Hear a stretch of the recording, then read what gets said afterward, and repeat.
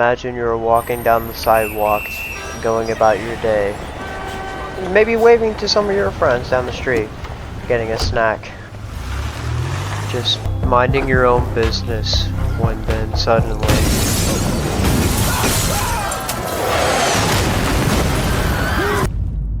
your entire scenery changes around you at a moment's notice.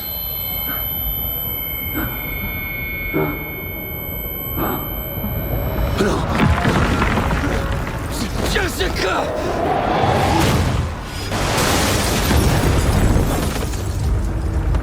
No! Jessica!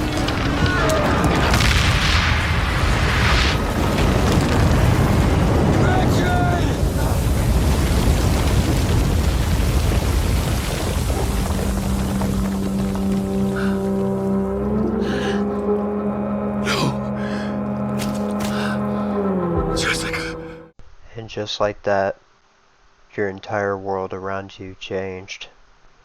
And your life will never be the same again after this moment. Hey guys, it's Declan off of Everything vs. Nerd.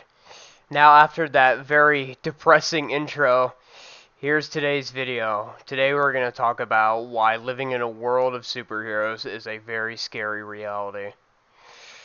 So, obviously, shows that we're going to cover are going to consist of Invincible, The Boys, and then we're probably going to cover the MCU and DC. Hey guys, Future Declan here. I just realized by the time after I recorded that clip that I actually know nothing about DC. So if you want to see the Apocalypse War or the Watchmen covered in a future video, stay tuned, I guess. But anyway, without further ado, let's get started. Also, spoiler alert for seasons 1 through 3 and 1 through 4 of Invincible and The Boys. So click off now if you want zero spoilers. Anyway, let's get started. So we're going to go over some major key events that happened during these 4 shows / movies. So for Invincible, we're going to cover the Battle of Chicago,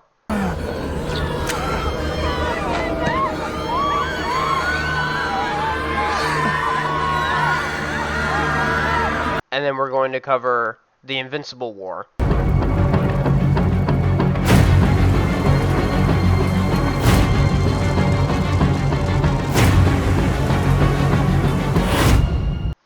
For The Boys, mostly what we're going to talk about is Flight 37.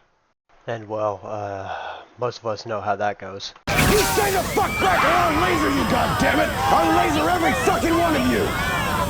Stay back! During the MCU, we're obviously going to cover the Snap / the Blip. You should have gone for the head.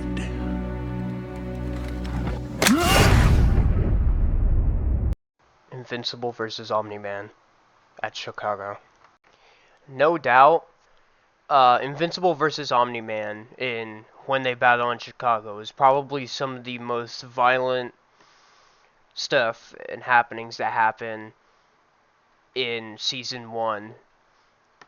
Thousands of people die in Chicago for the moments that they spent there. To start off, Omni-Man punches Invincible straight through 2 buildings and he skids down the street and kills probably hundreds and then injures thousands. And then not only after that, he takes them straight into the subway where, you know, that scene happens.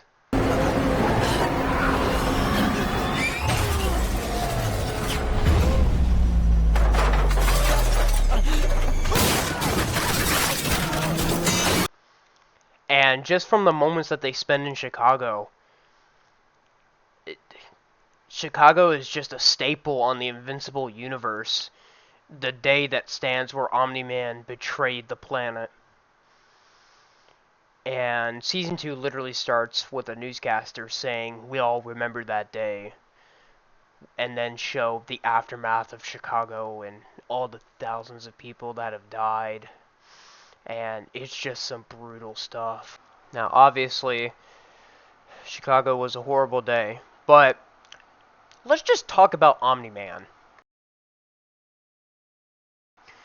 So, Omni-Man himself is a Viltrumite from the planet Viltrum. And most Viltrumites are granted with immense powers and strength. So, Omni-Man already is a huge foe to counter. And if you ask me, if I lived in the Invincible universe, his power levels would kind of scare me. And, I mean, if I saw someone that could do this to my planet at, like, moment's notice, that would kind of make me uneasy. And don't say that the people of Earth don't know, because he literally does this moments earlier on Earth in front of, I'm sure some people saw it on TV or something like that. But, like, Omni-Man's power levels are freaking unmatched. And I assure you, that probably scares some people of Earth.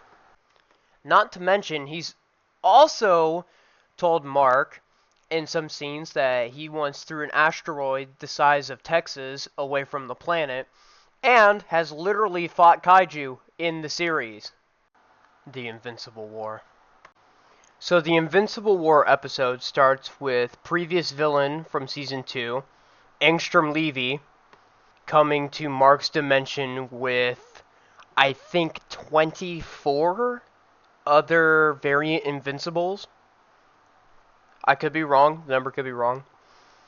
Flash on screen right now, right here, how many there actually are. But you can just tell from, you know, the little clip bit that I showed earlier, and just from the comic panel in general, that millions, if not billions, die during this comic/episode, and they were completely powerless to all of it. Of these billions also consist of several superheroes that died during the Invincible War. Some include, like, the Boss Baby, our goat. In the same episode, we also watch as Business Baby and his brutish friend, don't remember the name of them at the moment, but an invincible variant, just, you know, squash, they're dead. Simple as that. Rip our goat, I guess. So this is kind of like the same thing as Omni-Man. From some of these clips here, you can see kind of the power levels of each Invincible. And, well, what's worse than, like, one Battle of Chicago? You know, just like 20 more. Yeah, just 20. So, billions die, and the Invincible variants basically fuck over the entire planet. Simple as, ABC. So that takes us over into The Boys. So anyway, starting this segment of The Boys, My children, who said watch that? the EVN podcast The Omega Nerd? Is on that you? Spotify now. Do it before I smite you. Whoa, I can't believe the Omega Nerd just Goodbye. promoted our podcast, that you should definitely go watch now on Spotify and YouTube. We film every Thursday. What it now? That's kind of crazy that he would just come down from the heavens and just do that. The Boys. So, The Boys was written by 2000's edgelord, Garth Ennis. The Boys basically has everything that you can think of in the most, gross and fucked up way you can think of. Like, everything The Boys stands for is some of the grossest shit you've ever seen in your life. And Prime Video gave us about to be 5 seasons of it. So the things about The Boys that truly make it grounded in reality is they reference a lot of stuff that are actually in our world. Like, a big one is Billy Joel, Huey's favorite band. So it kind of makes you grounded in the reality, makes you feel like it takes place in this world. The thing about that is the world is a scary place, and I'm gonna throw up a trigger warning right now, but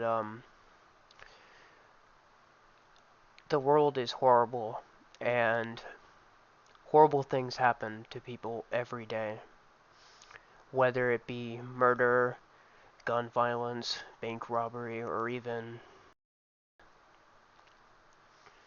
But now imagine giving that to superheroically abled people. People with powers can just take people and just throw them to the side like it's nothing, and murder them like it's absolutely nothing. And that is what makes The Boys so scary and grounded in reality.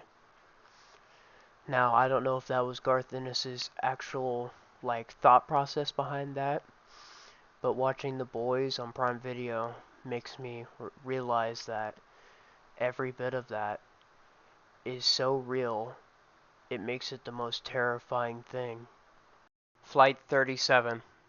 Flight 37 is an instance in The Boys where a flight is taken over by a terrorist group, and Homelander and Queen Maeve are tasked with going and saving the plane.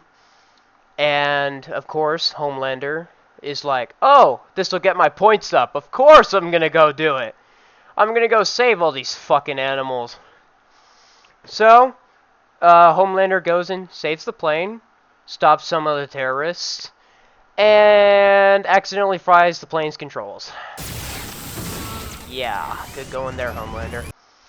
And since he fried the plane controls, he decided enough was enough. He just abandoned everyone and the plane. We're done here. He took him and Queen Maeve and jumped ship and watched the plane fly to its slow, damned descent. He gave up. He did not care for a single soul in that aircraft. Homelander is heartless and fucking broken. Homelander let into his absolute psychopathic tendencies, and to think he's superior to all the humans, thinking he is above everyone else. Homelander is a character that sees himself above everyone, thinks he is better than everyone. He thinks he is the only man in the sky. No God. The only man in the sky is me. He does not believe in God. He doesn't believe in anyone. He believes that he is the higher power. The Snap from the MCU. Thanos, the Mad Titan, hell-bent on perfect balance across the entire universe to stop overpopulation. Perfectly balanced, as all things should be. So the big thing about Thanos versus what happens in Invincible is Thanos wins. For 5 years, Thanos won. He stopped overpopulation, technically, and trillions, if not quadrillions, quintillions, in the illions up there somewhere, people died. Thanos killed those people.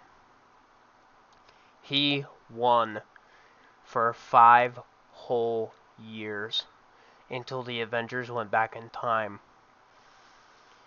and stopped, or until they got the stones and reversed the snap. And then technically 2014 Thanos comes forward in time and gets killed by the Avengers. And then he loses. But if we're being very technical, the main Thanos from our time won for 5 whole years. He achieved his goal. And all those people were completely powerless, and the entire universe of the MCU was shook to its core after that. You see, people in this reality, they think, oh, another alien invasion? Pfft, Battle in New York, please. Like, the Avengers will stop it. Superhero always comes to save the day and stop it, right? Well, it wasn't just like any other Tuesday. Thanos and the Avengers lost for the first time, and the world was doomed from that moment on. Not even Earth's mightiest heroes could have stopped the event from happening. And in the end, Thanos got what he wanted. Alright guys, sorry that the Thanos section was a little bit short, but that's gonna wrap it up for today's video. If you enjoyed our topic of why living in a world of superheroes would be very scary to live in, please leave a like down below and maybe hit the subscribe button on your way out. And I hope to see you guys in the next one. And of course, don't forget to go watch our podcast on Spotify and YouTube. Watch it now. Watch it, or I will hit you with the hairline of doom and despair. No one wants the Goodbye. hairline of doom and despair. Good night, everyone. Be good people.